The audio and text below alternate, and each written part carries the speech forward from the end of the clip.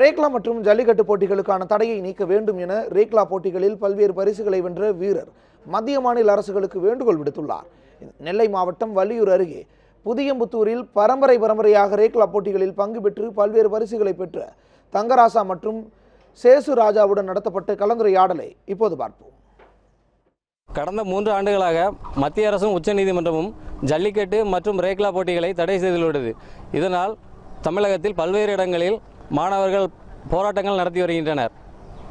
கடந்த 3 தலைமுறையாக வள்ளியூர் அருகே உள்ள புதியம்புத்தூரில் தங்கராஜ் என்பவர் ரேக்லா போட்டியில் பல்வேறு பதக்கங்களை வென்றுள்ளார்.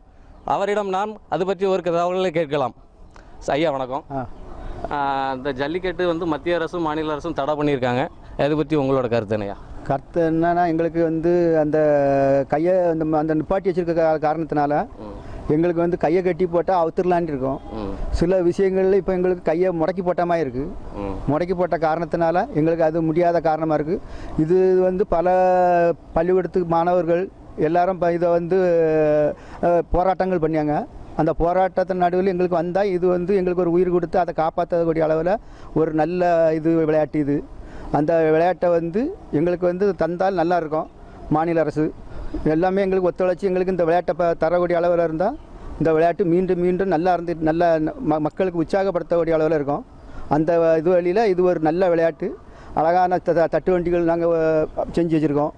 அந்த தட்டு வண்டி வில்லு வண்டின்ட்டு எங்களுக்கு ஓடும்போது வருஷம் எங்களுக்கு ஒரு 6-7 இடத்துல இந்த போட்டிகள் நடக்கும்.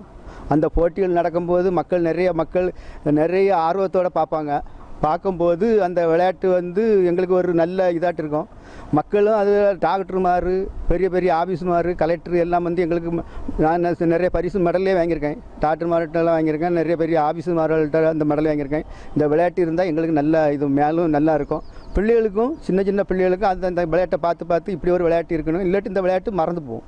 சில பிள்ளைகள் சின்ன தலைமுறைக்கு இந்த விளையாட்டுகள், இந்த மாடுகள், இந்த வண்டிகள்லாம் இப்போ நாங்கள் வச்சுருக்கோம். வேறு தலைமுறையில் இந்த விளையாட்டு, இந்த வண்டிலாம் மறந்து அந்த வண்டி எப்படி இருக்குன்னே தெரியாது.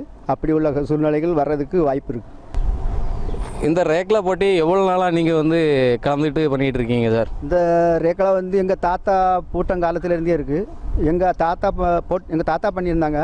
தாத்தா கடத்தில் எங்கள் அப்பா பண்ணியிருந்தாங்க.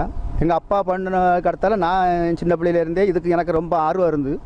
அப்போ இந்த ஆர்வம் வரும்போது எனக்கு இந்த சின்ன பிள்ளையிலேருந்தே எனக்கு பள்ளிக்கூடம் இந்த மாட்டுலேயே இன்ட்ரெஸ்ட் ஆகி அந்த மாட்டில் உள்ள இன்ட்ரெஸ்ட் ஆகணுன்னே எனக்கு பள்ளிக்கூடத்தை விட்டுட்டேன்.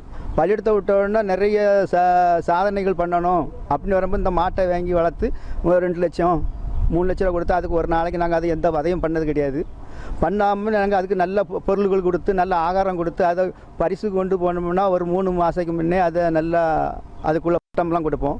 அது எந்த கொடுமையும் கிடையாது. கொடுமை இல்லாத பிரச்சனை இல்லை. அது எங்களுக்கு நல்ல ஊக்கத்தை தரும்போது நாங்கள் நிறைய இடத்துக்கு போயிருக்கோம். அங்கே போகும்போது நிறைய பரிசுகளை வாங்கியிருக்கேன். நிறைய மெடல்கள், தங்க மெடல்கள் வாங்கியிருக்கேன். நிறைய கப்புகள் வாங்கியிருக்கேன். அதனால் நான் நிறைய மேடைகளில் ஒரு சாதனை பண்ண மாதிரி. இந்த மாடுகளுக்கு நீங்கள் உணவாக என்னதெல்லாம் கொடுப்பீங்க? அதாவது ரேஸுக்கு போகிறதுக்கு முன்னாடி இது தொடர் பயிற்சி மாதிரி கொடுப்பீங்களா? இல்லை நாங்கள் அதுக்கு ஒரு 3 மாதத்துக்கு முன்னே அதுக்கு ஊட்டங்கள் கொடுக்கணும். நிறைய அதுக்கு டெய்லி பருத்தி கொட்டை ஒரு நாளைக்கு ஒரு மாட்டுக்கு 200 ரூபா. ஒரு மாட்டுக்கு 200 ரூபான்னா 2 காலைக்கு 300 ரூபா பயன்படுத்தணும். டெய்லி அந்திக்கு அதுக்கு டெய்லி இற வைக்கணும். அது பருத்தி கொட்டை. நம்ம கருப்புட்டி நீ கருப்புட்டியை கொடுக்கும் மாதிரி. அதுக்கு இடத்துல பேர்த்தம்பழம். அது பேர்த்தம்பழம் கொடுத்து முடிஞ்சோன்னா மாதிரி அதுக்கு நிறைய வகைகள் அது கொடுத்துட்ருக்கோம். நிறையன்னா அது நம்ம இளநியை வெட்டி பேர்த்தம்பழத்தை விரவி அது ஒரு ஊற வச்சு அது ஒரு சத்துக்காண்டி கொடுப்போம். அப்படி அதுக்கு நிறைய ஊட்டங்கள் கொடுத்தா தான் அது முதல் இடத்துல அந்த பரிசு அதை எடுக்க முடியும். சும்மா எடுக்கிறதுக்கு அது வாய்ப்பு கிடையாது. ஒரு 3 மாதத்துக்கு முன்னே ட்ரெயில் எல்லாமே கொடுத்து கட்டி பயன்படுத்தி அது எந்த கொடுமையும் கிடையாது. அது நம்ம கைத்திலே ஓடிடும். 3 மாதத்துக்கு முன்னே பயன்படுத்தி அது ஒரு நாள் கட்டும்போது அந்த எங்களுக்கு எங்கள் இடத்துல 1 மைல் தான். அது 1 மைல் ஓடணும். அந்த 1 மைலையுமே ஃபுல் அந்த கைத்திலே ஓடிடும். ஒரு எதுவுமே ஒரு கம்போ ஒன்று வேண்டாம், நம்ம கைத்தை பிடிச்சிட்டு இருந்தாலே அது கடந்துடும்.